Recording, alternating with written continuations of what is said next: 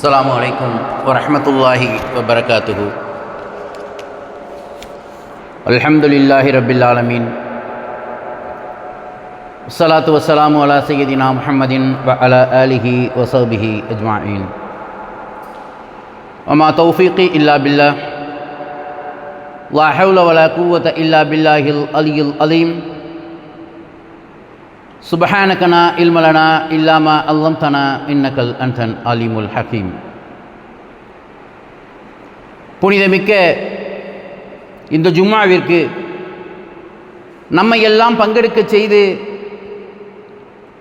அல்லாவும் அல்லாவுடைய தூதரும் காட்டித்தந்த அடிப்படையிலே இந்த ஜும்மா தொழுகையை அமைத்துக் கொள்வதற்காக நமக்கெல்லாம் வாய்ப்பளித்த எல்லாம் வல்ல ஏக இறைவனை போற்றி புகழ்ந்தவனாக எனது உரையை துவங்குகின்றேன். இந்த இஸ்லாமிய சன்மார்க்கம் 1400 ஆண்டு பாரம்பரிய மார்க்கம் என்று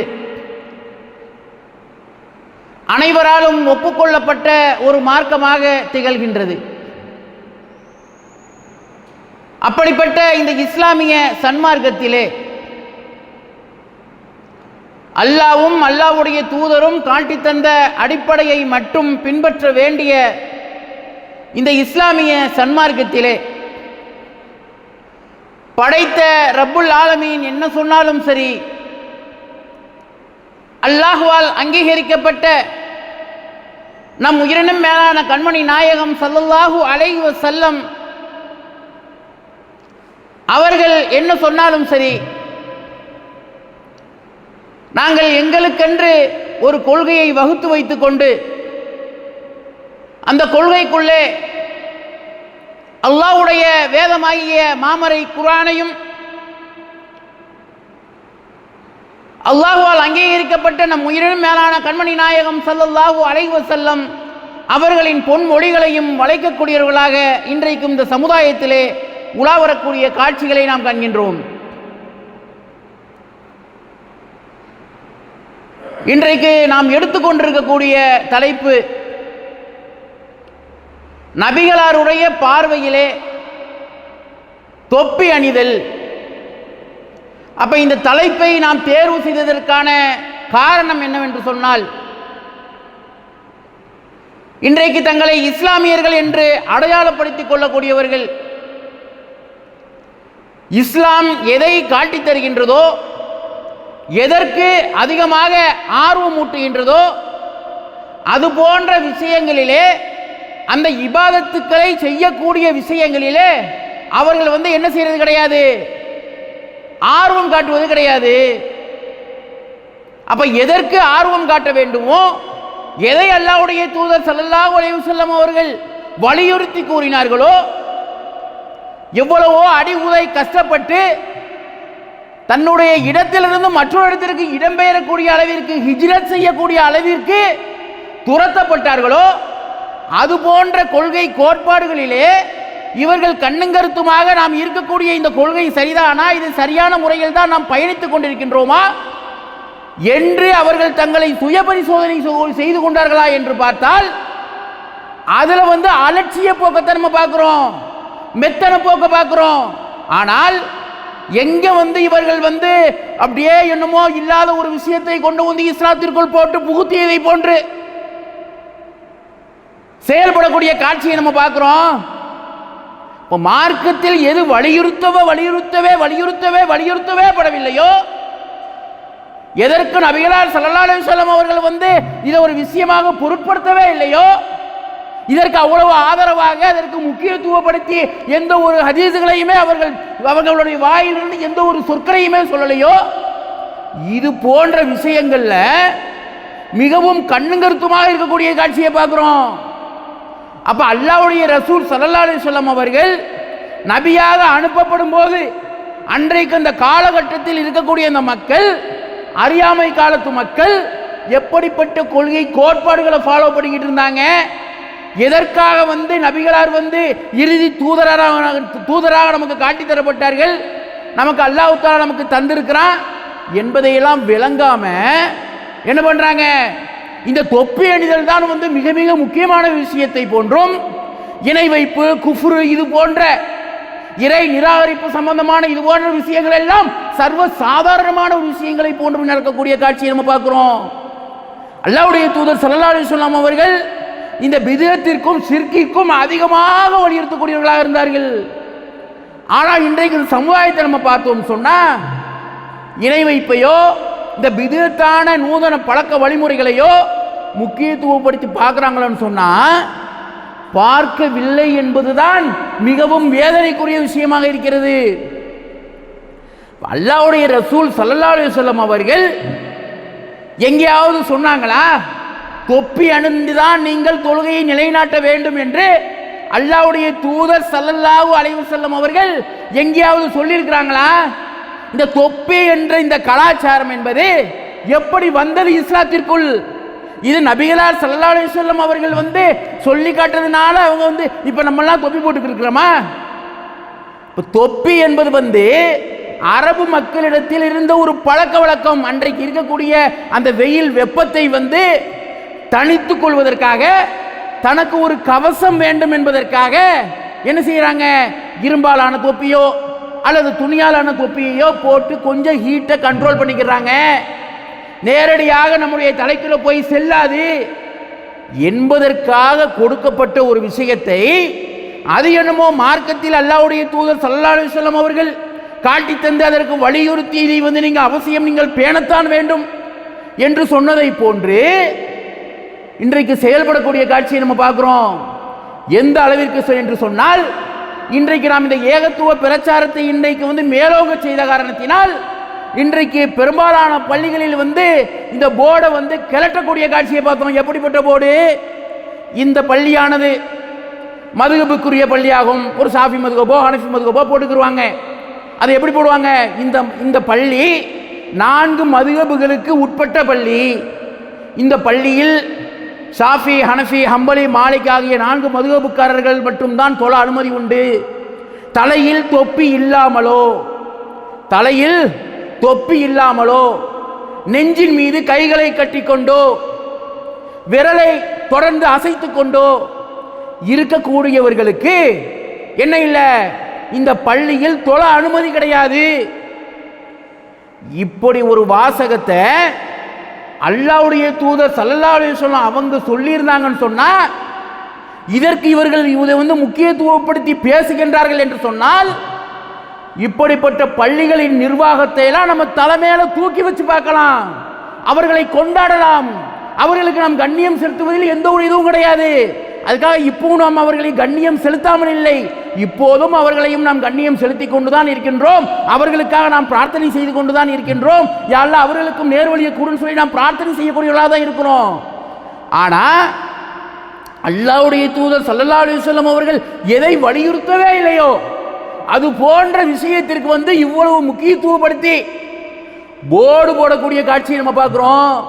அப்ப இந்த போர்டை தொங்க விடக்கூடிய காட்சியை நம்ம பார்க்கிறோம். அப்ப எதற்கு முக்கியத்துவப்படுத்த வேண்டுமோ அதுக்கு வந்து முக்கியத்துவப்படுத்தினாங்களாண்டா இல்ல. பள்ளிகள் தோறும் பள்ளிகளில் இருக்கக்கூடிய சுவர்களில் எழுதி போடலாமே, இணை வைக்கக்கூடிய பாவம் என்பது வந்து பெரும் பாவம், அந்த பாவத்தை நம்ம செய்யக்கூடாது, அல்லாஹ் தஆலா வன்மையாக கண்டிக்கக்கூடியது. இங்க பாருங்க, பள்ளிகள் தோறும் சுற்றி நம்ம போட்டிருக்கிறோம். பார்த்தோம் சொன்னா அதில் சுற்றி இருக்கக்கூடிய எத்தனை வசனங்கள் திருமுறை குர்ஆனில் நிறைந்து வழிந்து கிடக்கின்றது இணை வைப்பு சம்பந்தமானது என்று சொல்வார்களா என்று கேட்டால் கிடையவே கிடையாது. குர்ஆன்ல ஆணித்தரமாக சொல்லலாம், அவ்வளவு வசனங்கள் நிறைந்து வழிந்து காணப்படுகிறது. இணை வைப்பு கூடாது, அல்லாஹ்விற்கு எதையுமே நாம் இணையாக வைத்துவிடக் கூடாது என்று. ஆனால் அதற்கெல்லாம் இவர்கள் முக்கியத்துவப்படுத்தி நாங்கள் நபிகளாருடைய சுன்னத்திற்கு உயிரூட்டம் கொடுக்கின்றோம் என்று சொல்கின்றார்களா என்று கேட்டால் அதுக்கு கிடையாது என்பதுதான் நிதர்சனமான உண்மையாக இருக்கிறது. அப்ப இந்த தொப்பிங்கிற இந்த விஷயத்திற்கு மட்டும் இவ்வளவு முக்கியத்துவப்படுத்தி பார்ப்பதற்கான காரணம் என்ன? அதற்கான அவசியம் என்ன நேர்ந்தது?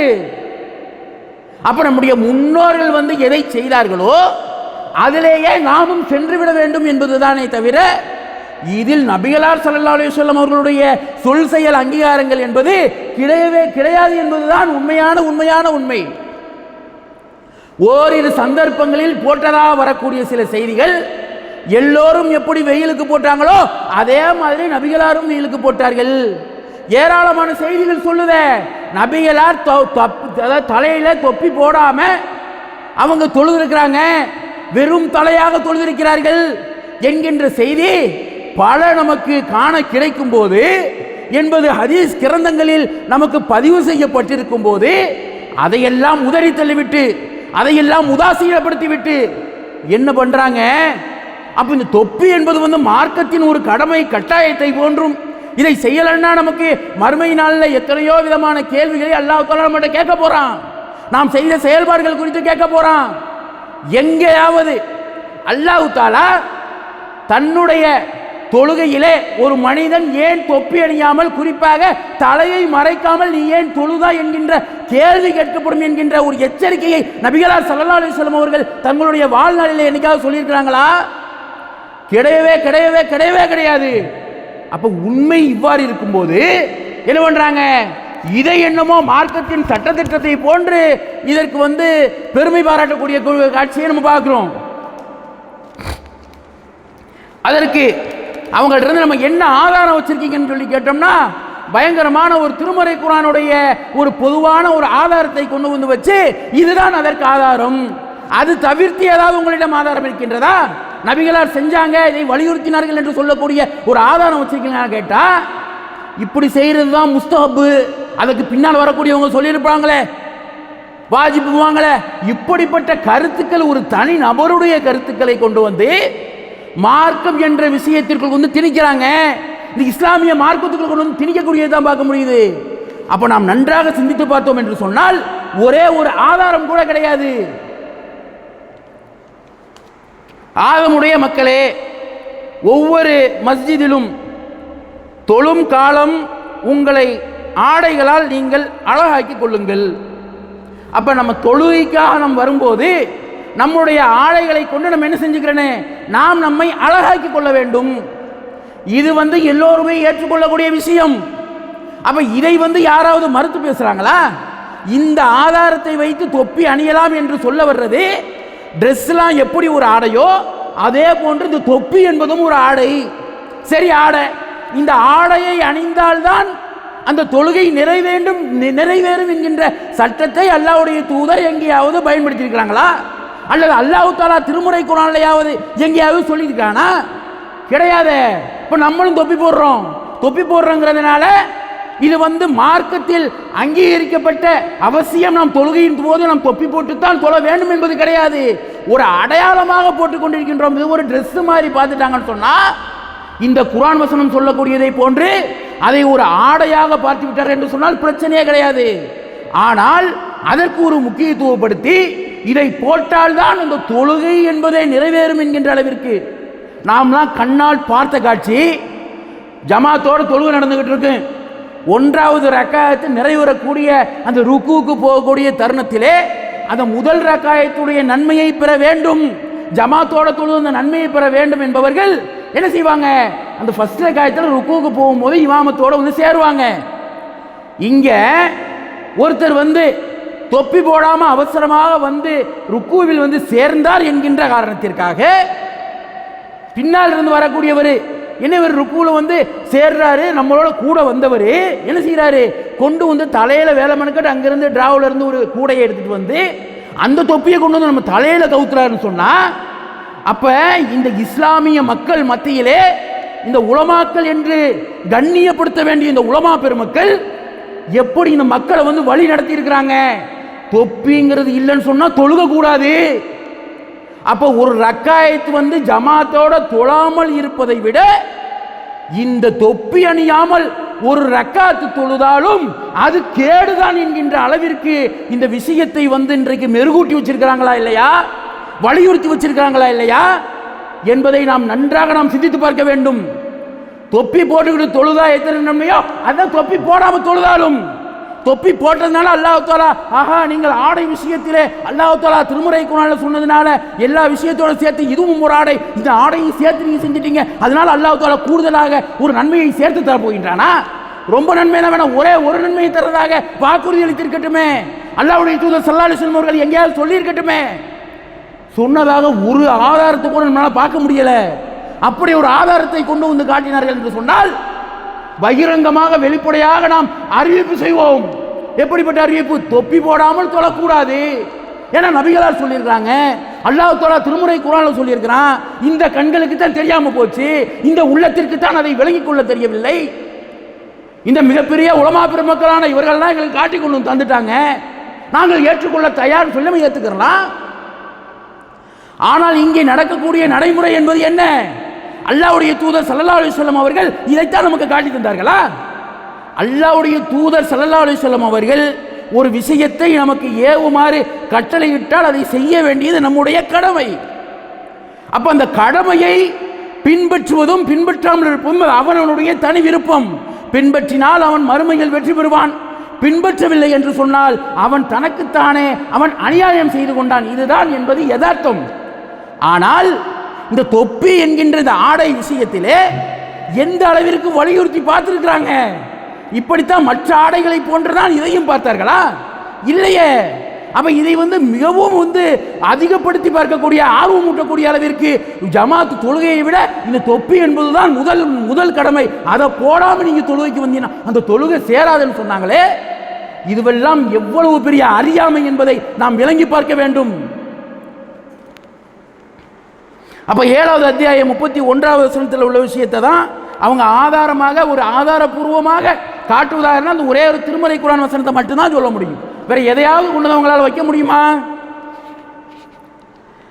நபிகளார் ஸல்லல்லாஹு அலைஹி வஸல்லம் அவர்கள் ஒரு நாள் தொழுகைக்காக இகாமத் சொல்லப்பட்டது. வரிசைகள் சரி செய்யப்பட்டன. நபிகள் நாயகம் ஸல்லல்லாஹு அலைஹி வஸல்லம் அவர்கள் வீட்டிலிருந்து வெளியே வந்தார்கள். தொழுகைக்காக அவர்களுடைய இடத்தில் போய் நின்றதும் தமக்கு குளிப்பு கடமையானது நினைவுக்கு வந்ததால் எங்களை பார்த்து உங்களுடைய இடத்தில் நீங்கள் நில்லுங்கள் என்று சொல்லிவிட்டு சென்றார்கள். பின்னர் அவர்கள் குளித்துவிட்டு தலையில் ஈரம் சொட்ட வந்தார்கள். தக்பீர் சொல்லி தொழுகை நடத்தினார்கள். நாங்கள் அவர்களுடன் தொழுதோம். இது புகாரில 275வது செய்தியாக இடம்பெற்றுள்ளது. இதே கருத்தில் அமைந்த கூடுதலான வாசக அமைப்போட நபிகள் நாயகம் ஸல்லல்லாஹு அலைஹி வஸல்லம் அவர்கள் நீர் சொட்ட தம் கையை தலையில் வைத்தவர்களாக புறப்பட்டதை இன்று பார்ப்பது போல் உள்ளது. இது புகாரில 571வது செய்தியாக இடம்பெற்றுள்ளது. அப்போ நபி ஸல்லல்லாஹு அலைஹி வஸல்லம் தொழுகைக்காக வர்றாங்க, வரிசைகளை சரி செய்கிறாங்க. சரி செஞ்சுட்டு அப்போ தக்பீர் சொல்லக்கூடிய அந்த நேரத்தில் அவங்களுக்கு நினைவுக்கு வருது. என்ன நினைவுக்கு வருது? நாம் குளிப்பு கடமையான நிலையில் இருக்கிறோம் என்பது நினைவிற்கு வருகின்றது. இப்போ இப்படி நினைவுக்கு வரும்போது எல்லோரையுமே அப்படியே நிற்க சொல்கிறாங்க. இன்றைக்கி குளிக்கிறது மாதிரி பல வாளி அள்ளி ஊற்றி குளிக்கிறது தான் குளிப்பு கடமையான குளிப்பு என்பதா? ஒரு வாளி 2 வாளியில் கடமையான குளிப்பை நாம் நிறைவேற்றிக் கொள்ள முடியும். அப்போ அப்படிப்பட்ட ஒரு குளிப்பை குளித்து விட்டு தலையை கூட தொடச்சாங்களோ தொடக்கலையோ தெரியல, அந்த அளவிற்கு நீர் வடிந்து கொண்டிருக்கின்றது. சும்மா தலையை தொட்டிட்டு வந்துருப்பாங்கன்னு நினைக்கிறேன். அப்போ அந்த அளவிற்கு தொட்டிட்டு வர்றாங்க. நீர் சொட்ட வடியக்கூடிய அளவிற்கு நபிகளார் வருகின்றார்கள். இப்போ நபிகளார் ஸல்லல்லாஹு அலைஹி வஸல்லம் வர்றாங்க என்பதை வச்சு, இந்த செய்தியை வச்சு தொப்பி போட்டிருப்பாங்க. சைடில் இருக்கக்கூடிய முடி, நபிகளாருக்கு முடி நீண்ட முடிதானே. அப்போ அப்படிப்பட்ட முடியிலிருந்து என்ன செஞ்சிருக்கு? அந்த முடி அந்த முடியிலிருந்து தண்ணீர் வடிஞ்சிருக்கு என்று ஒரு வியாக்கியானம் செய்திருப்பார்கள். அதை மேலும் மெருகூட்டும் வண்ணமாக இஷா தொழுகை நடக்கக்கூடிய ஒரு சம்பவத்தில் அதில் ஏற்படக்கூடிய செய்தி என்ன சொல்லுது? அதில் ஏற்படக்கூடிய செய்தியில் தலையில் கை வச்சவாறு வந்தாங்க, தொப்பியின் மீது கை வச்ச மாதிரி வந்தாங்கன்னு சொல்லலை, தலைப்பாகையின் மீது கை வைத்தவாறு வந்தார்கள் என்று சொல்லவில்லை. அப்போ நபிகளார் ஸல்லல்லாஹு அலைஹி வஸல்லம் அவர்கள் நீர் சொட்ட தலையின் மீது கை வைத்து வந்தார்கள் என்று சொன்னால் தொழுகைக்கு என்னது? இந்த தொப்பி என்பது அவசியம் கிடையாது, இந்த தலைப்பாகை என்பது அவசியம் கிடையாது. அது போட்டாலும் போடாவிட்டாலும் நாம் நம்முடைய தொழுகைக்குரிய முழுமையான நன்மையை நாம் அடைந்து கொள்ளலாம் என்றுதான் நமக்கு நபிகளார் நமக்கு காட்டி தந்திருக்கிறாங்க. ஆனால் இன்னைக்கு இருக்கக்கூடிய லேட்டஸ்ட் உலமாக்கள் மற்றும் முன்னோர்களை அப்படியே பின்பற்றக்கூடிய உலமா பெருமக்கள் என்ன சொல்றாங்க? தொப்பி போட வேண்டும், தலைப்பாக அணிய வேண்டும். அது அணியவில்லை என்று சொன்னால் இவர்கள் எல்லாம் வஹாபிகள் என்று ஒரே வார்த்தையில சொல்லி முடிக்கக்கூடிய காட்சியை நம்ம பார்க்கிறோம். அப்ப அல்லாஹ்வும் அல்லாஹ்வுடைய தூதரும் காட்டி தந்த மார்க்கத்தை பின்பற்றக்கூடியவரை பார்த்து அல்லாஹ் தஆலா சந்தோஷப்படுவானா, மகிழ்ச்சி படுவானா? அல்லாஹ்வும் அல்லாஹ்வுடைய தூதரும் காட்டி தராத, வலியுறுத்தாத, அதற்கு முக்கியத்துவம் கொடுக்காத விஷயங்களுக்கு முக்கியத்துவப்படுத்தி அதை ஒரு மார்க்கத்தின் ஒரு அடையாளத்தை போன்று, அது வலியுறுத்தப்பட்ட ஒரு செய்தியை போன்று காட்டக்கூடிய இது போன்ற நயவஞ்சகர்களை அல்லாஹ் தஆலா மகிழ்ச்சி அடைவானா? அப்படிப்பட்ட ஒரு மகிழ்ச்சி பொங்கிய ஒரு ஆனந்தத்தோடு நம்மளை பார்ப்பானா? நாம் எல்லோருக்கும் ஒரு நாள் மரணம் இருக்கின்றது. அப்படிப்பட்ட இந்த மரண தருவாயிலே நாம் மறுமை நாள் அல்லாஹ்வை சந்திக்க வேண்டுமே. அந்த சந்திக்கக்கூடிய அந்த தருணத்திலே நம்முடைய நிலை என்ன? அப்ப நபிகளாரை புறக்கணிச்சோம் சொன்னா நம்முடைய நிலை என்ன மறுமையிலே என்பதை நாம் சிந்தித்து பார்க்க வேண்டுமா இல்லையா?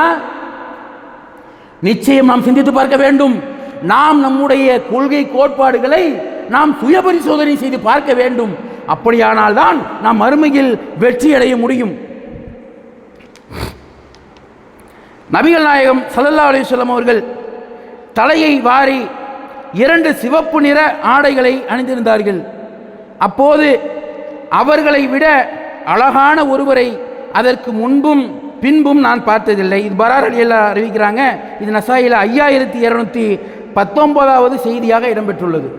அப்ப இங்கே ஏற்படக்கூடிய இந்த செய்தி சொல்லக்கூடிய செய்தி என்ன? அப்ப தலையை வாரி இருந்தார்கள் என்று சொல்வதாக இருந்தால் இந்த தொப்பியை கலட்டிட்டோம்னா இங்க தலை வாரி இருக்குதா அலங்கோலமா இருக்கான்னு தெரியாது. அப்ப தலை வாரி இருக்கணுமா அலங்கோலமா இருக்கணுமாங்கிறது இந்த தொப்பியை கலட்டினாதான் தெரியும். தொப்பியை மாட்டிட்டோம் சொன்னா இந்த சைடு போர்ஷன் மட்டும்தான் தெரியும். அப்ப நபிகளார் பின்னால் முடி வளர்த்திருந்தார்கள் என்ற செய்தியை வேண்டுமானால் சொல்லலாமே தவிர, காது பகுதியில் இருக்கக்கூடிய முடியை பற்றி செய்திகள் பற்றும் சொல்வதாக இருந்தால் வேண்டுமானால் சொல்லலாமே தவிர, எதை பற்றி சொல்ல முடியாது. நபிகளார் தலைவாரி இருந்தார்களா?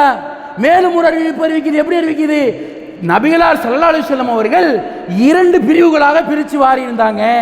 அப்ப இது போன்ற செய்திகள் எல்லாம் எதை நமக்கு வலியுறுத்தி காட்டுது? நபிகளார் ஓரிரு தடவை வேண்டுமானால் தொப்பி அணிந்து இருந்திருக்கலாம், தொழுகையின் போதோ அல்லது பெரும்பாலான சந்தர்ப்பங்களிலே அல்லாஹ்வுடைய தூதர் ஸல்லல்லாஹு அலைஹி வஸல்லம் அவர்கள் என்ன செய்யல? அவர்கள் தொப்பி அணிந்து இருக்கவில்லை, அவர்கள் தங்களுடைய தலையை மறைத்து இருக்கவில்லை. மறைச்சு இருக்காத காரணத்தினாலதான் சஹாபாக்கள் இதை அறிவிப்பு செய்ய முடியுது. அப்ப அறிவிப்பு செய்யறாங்கன்னு சொன்னா இதை சஹாபாக்கள் எப்படி பார்த்திருக்க முடியும்? அப்படின்னா இப்ப இருந்து ஒரு புதிய பைலாவை எடுத்துக்கொள்ளட்டும். யாரெல்லாம் தொப்பி போட வேண்டும் என்று வலியுறுத்துகின்றார்களோ அவர்கள் எல்லாம் சொல்லட்டும், சஹாபாக்களுக்கு மறைவான ஞானம் உண்டு. நபிகளார் தொப்பி போட்டு இருந்தார்கள், ஆனாலும் அந்த தலைக்கு உள்ளே அவர்கள் வாங்கி எடுத்திருந்தாங்களா இல்லையா என்பதை கூட அறியக்கூடிய ஞானம் அல்லாஹ் தஆலா இந்த சஹாபா பெருமக்களுக்கு கொடுத்தான்னு சொல்லி சொல்லிட முடியுமா? முடியாதே. அப்படி அவர்கள் எங்கேயாவது நடந்திருக்கிறாங்களா?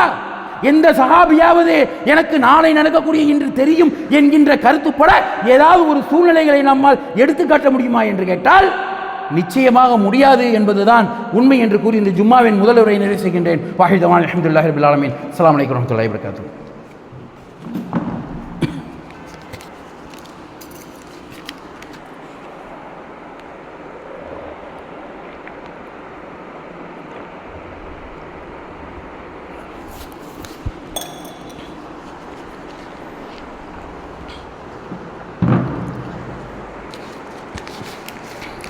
அஸ்ஸலாமு அலைக்கும் வரஹ்மத்துல்லாஹி வபரகாத்துஹு.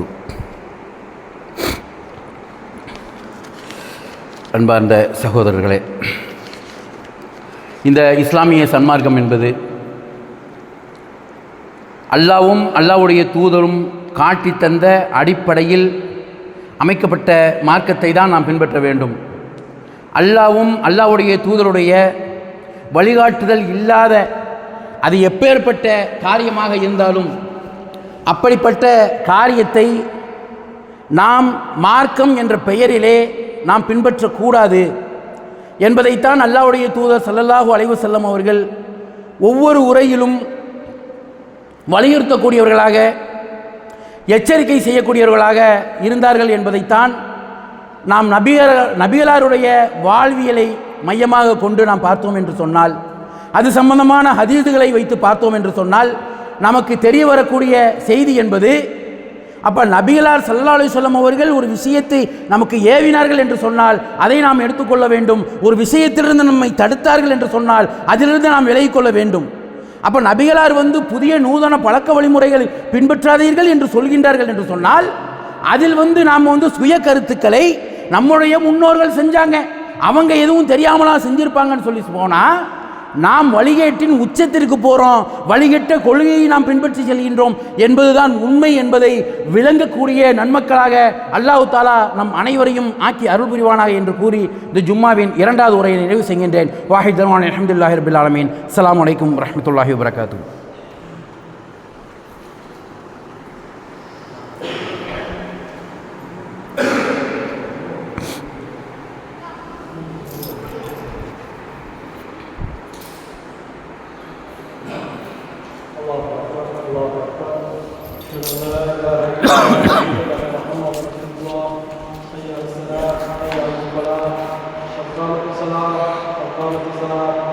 Allah